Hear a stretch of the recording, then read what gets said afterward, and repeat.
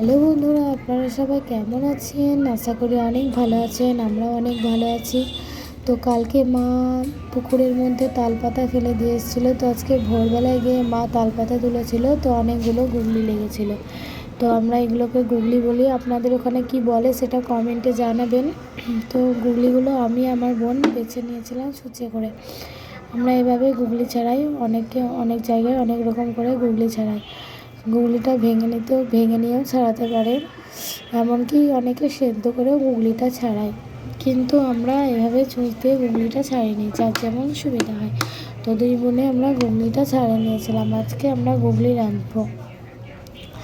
তো আজকে গুগলি রাঁধবো আমরা পালং শাক দিয়ে, মসুরির ডাল দিয়ে, সিম, বেগুন, পালং শাক ও মসুরির ডাল দিয়ে একসাথে আমরা রাঁধবো। তো আমরা এইভাবেই গুগলি রান্না করি, খেতে অনেক সুস্বাদু হয়। আপনারাও এভাবে রান্না করে দেখবেন, খেতে অনেক ভালো লাগবে। একবার খেলে মুখ থেকে ছাড়বে না। তো দেখো, আমাদের গুগলি ছাড়ানো কমপ্লিট হয়ে গেছিলো। তো এগুলোকে কলে গিয়ে ধুয়ে নিয়েছিলাম পরিষ্কার করে। তারপরে আমি গরম জল দিয়ে সসপ্যানের মধ্যে গুগলিগুলো সেদ্ধ বসিয়ে দিয়েছিলাম। সেদ্ধ বসানোর পর হয় কি, ধোয়ার পরে খোলাগুলো সব ছেড়ে যায়। তো আমি কলের বোন ধুতে গেছিলো, আমি এদিকে কড়া চাপিয়ে তেল দিয়ে ধোয়া হয়ে গেছিলো গুগলিগুলো পরিষ্কার করে। দেখো কত সুন্দর খোলাগুলো খুলে গেছে। তো আমি কড়াইয়ে তেল দিয়ে রসুন দিয়ে দিয়েছিলাম, লঙ্কা দিয়েছি, আর দিলাম গুগলিগুলো। তাহলে গুগলিগুলো এখন দিলে একটু ভাজা ভাজা হয়ে যাবে। তো আমি ওগুলো একটু তেলে নেড়ে নেবো গুগলিগুলোকে। তারপর কিছুক্ষণ নাড়ার পরেই আমি দিয়ে দেবো পালং শাক, বেগুন, সিম, আলু। এগুলোকে দিয়ে ভালোভাবে নাড়াচাড়া করতে হবে। এবার দিয়ে দেবো আমি লবণ আর হলুদ। এগুলো দিয়ে ভালোভাবে নাড়াচাড়া করতে হবে। তো আমি এগুলো নাড়াচাড়া করব।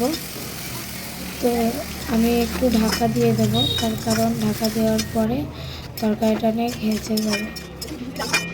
এবার দিয়ে দেবো মসুরির ডালটা দিয়ে দেবো, একই সাথে দিয়ে দিতে হবে। তো এগুলো সব একসাথে দিয়ে কষে নেবো।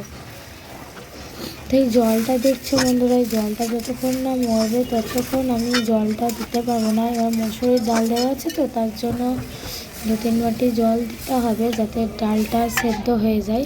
তো আমি এখানে দিয়ে দিয়েছিলাম 3 বাটি জল। তারপর আমি ঢেকে দিয়েছিলাম 3 বাটি জল দিয়ে। তো দেখো ডালগুলো সেদ্ধ হয়ে গেছে। তো আমি কী করবো, এগুলোকে একটু ঘেটে দেবো আর আলুটা গেলে দেবো, তাহলে গাঢ় হয়ে যাবে আর দেখতে খুব সুন্দর লাগবে। তো দেখো এবার আস্তে আস্তে গাঢ় হয়ে যাচ্ছে, নাড়াচাড়া করতে হবে।